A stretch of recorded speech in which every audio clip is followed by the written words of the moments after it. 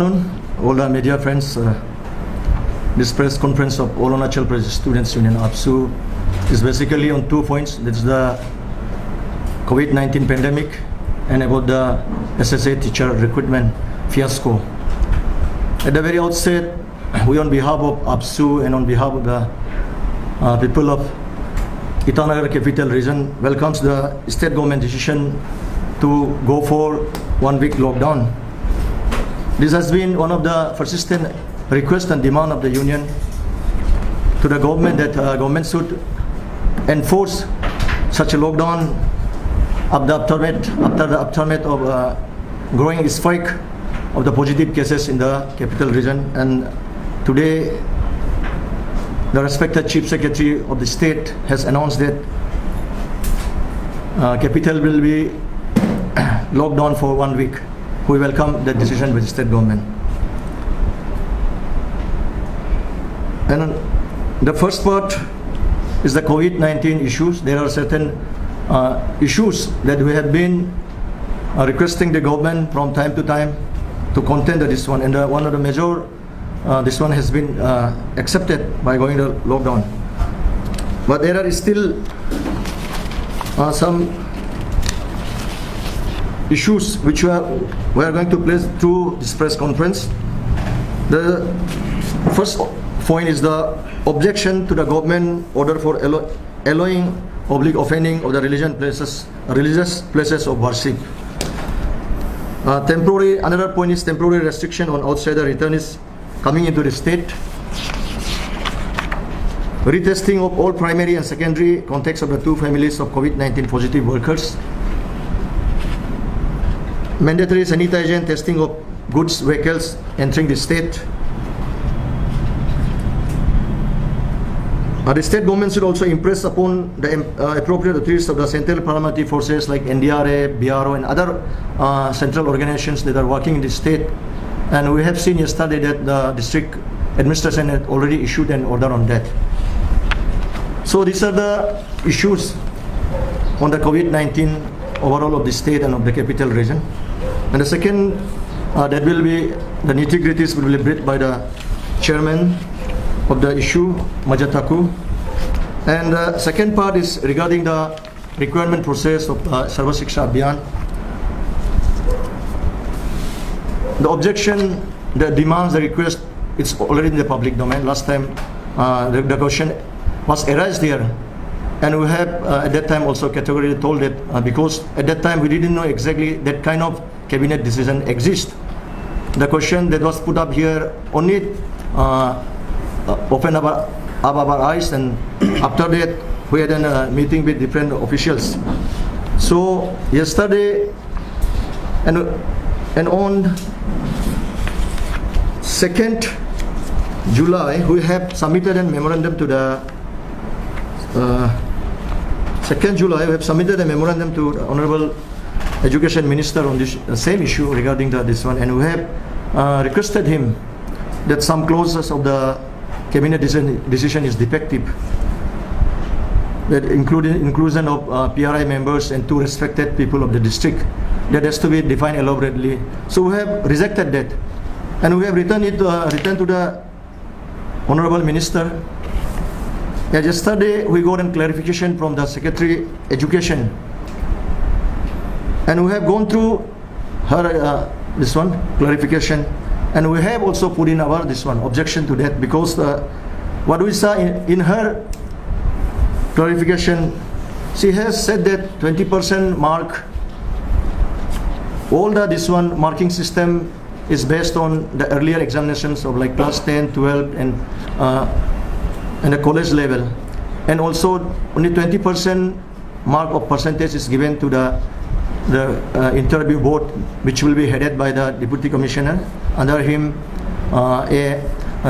DDSC will be the member secretary, 1 PRI representative and 2 public leaders.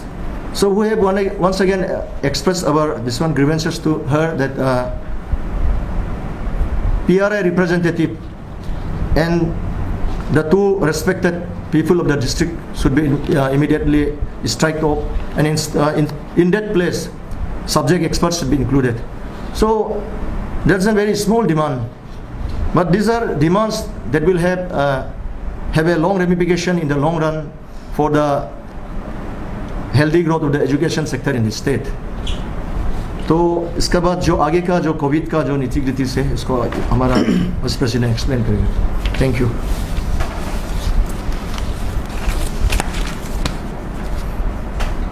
Yesterday we had a meeting regarding the COVID-19, the recent development of COVID-19 there at Narlagan. Today we submitted representation to the state governments, Honorable Chief Minister, Council of Minister, Chief Secretary.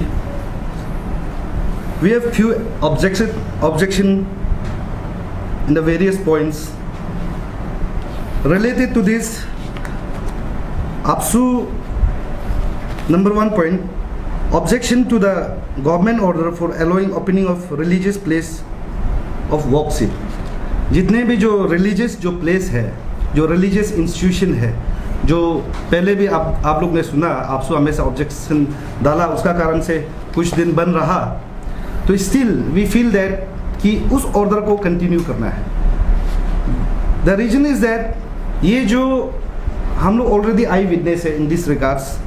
Everyone is well aware regarding the Tablighi Jamaat जो दिल्ली में जो incident हुआ, तो we feel that day by day जो हमारा प्रदेश में आज अरुणाचल प्रदेश में कोविड पॉजिटिव केसेस बढ़ रहा है. तो इस समय में उसका कारण स्कूल बंद है, जितने भी स्कूल्स है बंद है, फिर स्कूल वगैरह बंद करके बाकी सब बंद होने के बाद फिर रिलीजियस प्लेस ही क्यों खोलेगा. Therefore, we submitted representation to the state governments and we appeal to the various believers, though it may be like Christian, Hindu, Muslim, Sikh, Isai, Donji Polo, जितने भी religious जो believers है और उसके leaders है, मैं APSU की ओर से उस सभी को भी मैं तहे दिल से अनुरोध करना चाहूँगा.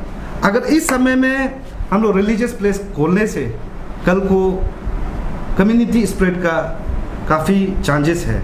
देयरफॉर मैं सभी को भी अपील करता हूँ, ये समय में हम लोग अपना जान को बचाने के लिए सोचना है, कम्युनिटी स्प्रेड को रुकाने के लिए सोचना है.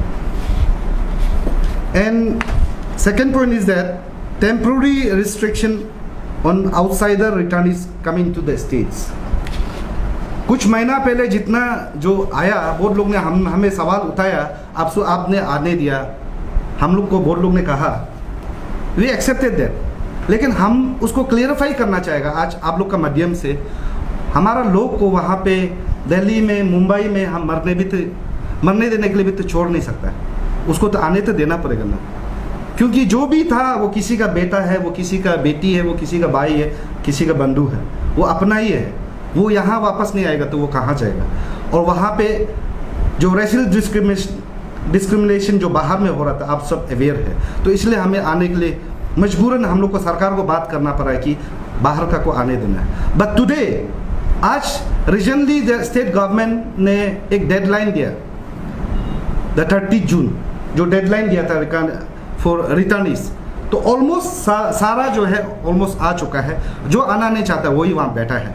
तो देयरफॉर अभी सिचुएशन भी इतना ख़राब है, डे बाय डे या कोविड-19 पॉजिटिव आ रहा है, इसलिए हम लोग को सरकार को हम लोग का दरख्वास्त है, जो हम लोग का डिमांड है कि अभी जितने भी है गेट को, इंटर स्टेट गेट को सील करना है. ओनली एसेंशियल कम्युनिटीज़ जो इमरजेंसी केसेस वाला सब उसको रखना है. बाहर का स्टेट से अभी जो रिटर्नीस है उसको फॉर टेम्पोररी पीरियड कुछ जैसे कि 1 महीना जैसे के लिए रुकाना है, सो दैट उस पीरियड में हमारा यहाँ का जो अभी कोविड जो पॉजिटिव है और जो इतना रिटर्निस्ट जो बैठा है, कल को फिर और पॉजिटिव रिपोर्ट आएगा उसको, ताकि इस 1 मंथ में हम लोग ट्रीटमेंट अच्छा से कर सके और केयर कर सके. तो इसलिए अभी सीधा फिर रिटर्निस्ट लोग और बाहर बहुत ज़्यादा आ जाएगा तो फिर लोड ले नहीं पाएगा. मोर ओवर आप सब मालूम है जो PTC जो बंदरदेवा क्वारंटाइन सेंटर भी बंद हो चुका है. And regarding the retesting of all primary and secondary contacts of the 2 frontline COVID-19 positive workers, जो हमारा जो 2 frontline जो वर्कर है जो पॉजिटिव हुआ था, तो उसका जो प्राइमरी प्राइमरी कंटेक्स्ट और सेकेंडरी कंटेक्स्ट को जो अभी डिपार्टमेंट से नेगेटिव बोल के दिखा रहा है, तो मैं उसको स्टेट गवर्नमेंट को भी कहना चाहूँगा, स्पेशली नोडल ऑफिसर उसका टीम को मैं रिक्वेस्ट करना चाहूँगा कि आपसू feel that the opinion the आपसू, हम लोग का ओपिनियन है कि उसमें आप लोग जिस प्रोसेस में आप लोग ने टेस्ट किया वहाँ पे नेगेटिव फॉल्स रिपोर्ट आने का काफ़ी चांसेस है। द रीजन इज दैट, देखिए as per the guidelines of the Indian Council of Medical Research, इस गाइडलाइन में क्लियर कट यहाँ पे लिखा है, इस गाइडलाइन में क्लियर कट यहाँ पे लिखा है, नंबर 5 में लिखा है कि asymptomatic direct and high risk contact of confirm case to be tested once between day 5 and day 10 of coming into the context। 5 दिन से लेकर 10 दिन का बीच में कंटेक्ट को टेस्ट करना है। बट हमारा जो रिसेंटली जो टेस्ट हुआ आपका 26 को टेस्ट हुआ, रिजल्ट आया 29 को पॉजिटिव हुआ। उसके बाद में जब 29 को पॉजिटिव हुआ तो 29 से आप लोग काउंटिंग कीजिए जो उसका कंटेक्स्ट था। अभी 29 को एक दिन मानिए, 29, 30, 1, 2, 3, 4, 4 तारीख। ये जो है अभी देखिए as per the guidelines of the ICMR, ये 4 तारीख से जो टेस्टिंग है वो शुरुआत करना है। बट हमारा लोग ने टेस्ट जो है वो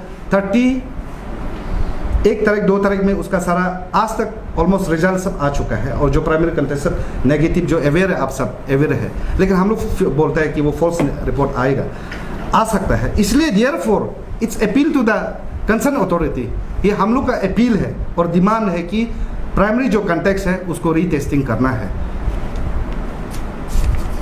उसका बाद regarding the central paramilitary force, उसका ऑलरेडी जो कैपिटल कम्प्लेक्स का डिप्टी कमिश्नर ने जो ऑर्डर निकला हम लोग वेलकम करते हैं, और उसी तरह ऑर्डर जो है ये सेम जो सेंट्रल पैरामिलिट्री फोर्स है वो सब कैपिटल में नहीं है, ये इंटायर अरुणाचल में है। तो वी फील दैट कि सारा DC डिप्टी कमिश्नर इस चीज़ में स्ट्रिक्टली देखना है, क्योंकि जो अभी जैसे NDRF का एग्जांपल लीजिए, जो NDRF लोग है यहाँ में वो हम लोग का सेवा करने के लिए आता है, हम लोग वेलकम करते हैं, हम लोग उसका खिलाफ नहीं है। लेकिन आप सोचिए कोई कुछ इंसिडेंट हो जाता है, वो लोग वहाँ से चला जाता है, तो वहाँ से जाने के बाद जब उस पब्लिक एरिया में जब कंटेक्ट में आदमी आएगा, अगर वो पॉजिटिव होगा तो वो उसी से कम्युनिटी स्प्रेड होने का चांसेस है। इसलिए हम लोग एडमिनिस्ट्रेशन को बोलते हैं कि स्ट्रिक्टली विजिलेंस करना है और 14 डेज क्वारंटाइन कंप्लीट करने देना है। उसके बाद में जो mandatory sanitization testing of goods vehicles जो कैरियर्स है, जितने भी इसेंशियल कम्युनिटीज़ का है जो आता है, तो हम लोग बार बार बोलते आया है कि काफ़ी जगह से, काफ़ी डिस्ट्रिक्ट से, एंट्री चेक गेट से काफ़ी कंप्लेन आता है प्रॉपर सैनिटाइज नहीं कर रहा है। तो हम लोग कंसर्न अथॉरिटी जितना भी स्टेट का जितने भी डिप्टी कमिश्नर है जो इंचार्ज है उसे अपील करता है कि गेट में आप उसको प्रॉपरली सैनिटाइज करवाइए और ड्राइवर को प्रॉपरली जो टेस्ट है वो करवाना है। एंड इट्स द पेंडेमिक जो आज चल रहा है कोविड-19, it is related to the science, ये एक टेक्निकली एक साइंस का पार्ट है। देयरफॉर स्टेट गवर्नमेंट को हम ये भी कहना चाहेगा, काफ़ी जगह से हम लोग ने काफ़ी कोरस्पॉन्डिंग काफ़ी डेमो को बात किया है डिस्ट्रिक्ट मेडिकल ऑफिसर्स, लेकिन बहुत लोग नॉलेज में नहीं है, कुछ कुछ चीज़ में है। उसका कहना है कि आप DC को बात करो, अप्रोप्रिएट नॉलेज उसमें होगा। देयरफॉर मैं गवर्नमेंट को भी मैं ये कहना चाहूँगा, आपका जो ये मेडिकल टर्म में कुछ कुछ जगह, चाहे वो SOP हो, चाहे वो प्रोक्योरमेंट हो, कहीं ना कहीं जो है सब्जेक्ट जो मैटर है वो मेडिकल डिपार्टमेंट अच्छा से वो कर पाएगा, नॉलेज में होगा। क्योंकि दो इनमें भी IAS, हम IAS को हम कंडेम नहीं कर रहे, APCS को कंडेम नहीं कर रहे, बट ये मेडिकल टर्म में है, तो वो रिक्वायरमेंट किस समय में क्या मेडिसिन का जरूरी होगा, किस समय में क्या इक्विपमेंट्स का जरूरी होगा, वो मेडिकल टर्म में ही है। तो आई फील दैट हम लोग का ये ओपिनियन है कि डिस्ट्रिक्ट मेडिकल ऑफिसर्स को इन्वॉल्व करते हुए प्रोग्राम पॉलिसी में जितने भी पॉलिसी है डिस्ट्रिक्ट का उसको अटैच में रहना है। उसके बाद में आज ऑनरेबल चीफ मिनिस्टर ऑफिस में हम लोग रिप्रेजेंटेशन सबमिट करके आया चीफ सेक्रेटरी का ऑफिस में सबमिशन किया, तो फ्रॉम रिलायबल सोर्स आज हमें पता चला है कि आज कैबिनेट का सीटिंग है। तो मैं कैबिनेट का सीटिंग में मैं जितने भी हमारा honourable ministers, chief minister, DCM, आप सभी को मैं आपसू की ओर से तहे दिल से मैं वही रिक्वेस्ट करना चाहूँगा, जो हम लोग का जो रिप्रेजेंटेशन आपको सबमिट किया उसको चर्चा कीजिए। और आज हम लोग आप लोग का खिलाफ नहीं, वी आर स्टैंडिंग हियर, आज हम लोग जो बार बार बोल रहा है वो आपका खिलाफ नहीं, हम ये हमारा लोग के लिए बात कर रहे हैं। क्योंकि जितने भी हम यहाँ बोला ये सारा जो रिलेटेड है, ये हमारा पब्लिक का रिलेटेड है। हम लोग का मेन टारगेट है कि कम्युनिटी स्प्रिट नहीं होना है।